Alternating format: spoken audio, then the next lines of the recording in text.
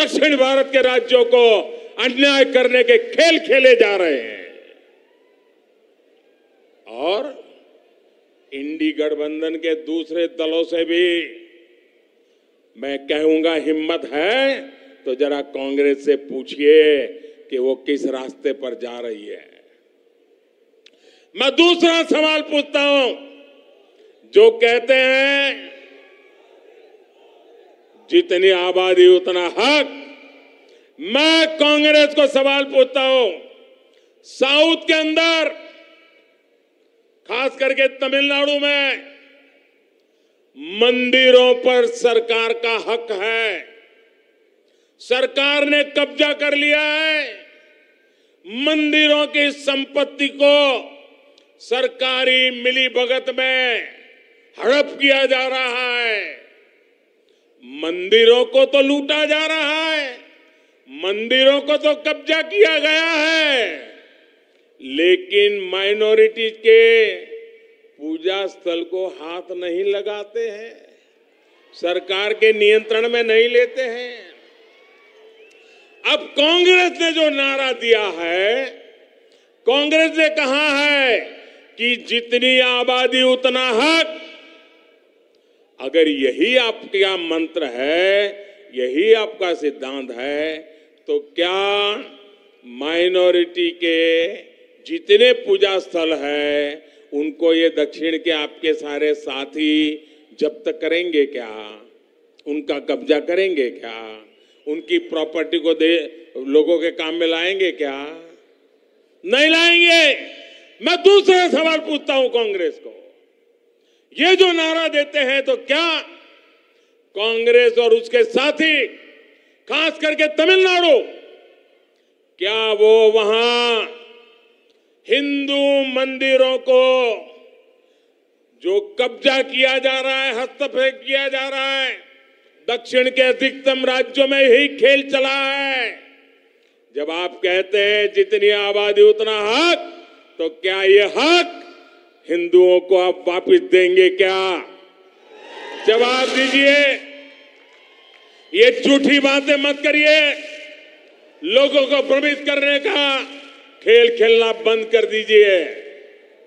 कांग्रेस को, INDI alliance को इस बारे में भी अपना स्टैंड साफ करना चाहिए। कांग्रेस के साथी जो तमिलनाडु में राज करते हैं, जो केरल में राज करते हैं, जो तेलंगाना में राज करते हैं, जो कर्नाटका में राज करते हैं, ये सारे साथियों को कांग्रेस से बात जवाब देना पड़ेगा। साथियों, आज देश में सबसे बड़ी जरूरतमंद जिनको डगर डगर पर मदद की जरूरत है, वो कौन है? हमारे देश के गरीब परिवार है। अगर आज इस देश की सबसे बड़ी कोई जाति है तो वो जाति गरीब है। और इन गरीबों की सबसे बड़ी जाति, उनकी सेवा, उनका कल्याण, उनकी प्रगति, यही सच्चा सामाजिक न्याय है। हमारी सरकार ने पिछले 9 सालों से गरीब कल्याण के लिए दिन रात मेहनत की है और इसके परिणाम भी सामने आ रहे हैं। नीति आयोग की रिपोर्ट कहती है कि 5 वर्ष में 13.5 करोड़ लोगों को गरीबी से बाहर लेने का पवित्र काम हमने किया है। और इसलिए मेरे लिए तो जाति अगर कोई है, देश की सबसे बड़ी जाति कोई है तो गरीब है। और अगर गरीब को गरीबी से बाहर निकालेंगे ना, तो ये देश समृद्ध होने से कोई रोक नहीं पाएगा। और यही मोदी का सपना है, यही मोदी की गारंटी है, यही मोदी का संकल्प है और यही मोदी की साधना है, यही मोदी की तपस्या है।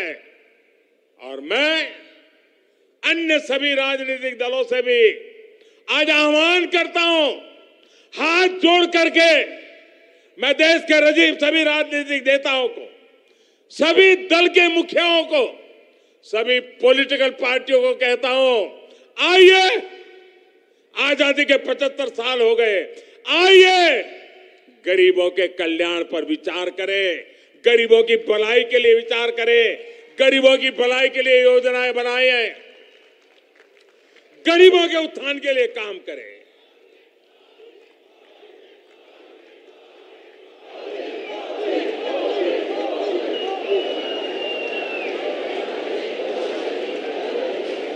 నా కుటుంబ సభ్యులారా,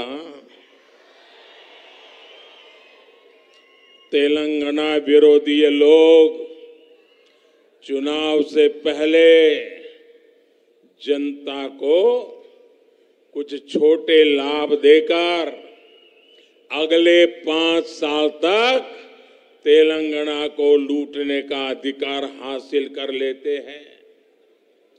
हमें तेलंगाना में इस परंपरा को अब उलट कर देना है भाइयों बहनों, उसको रोकना है। रोकोगे क्या?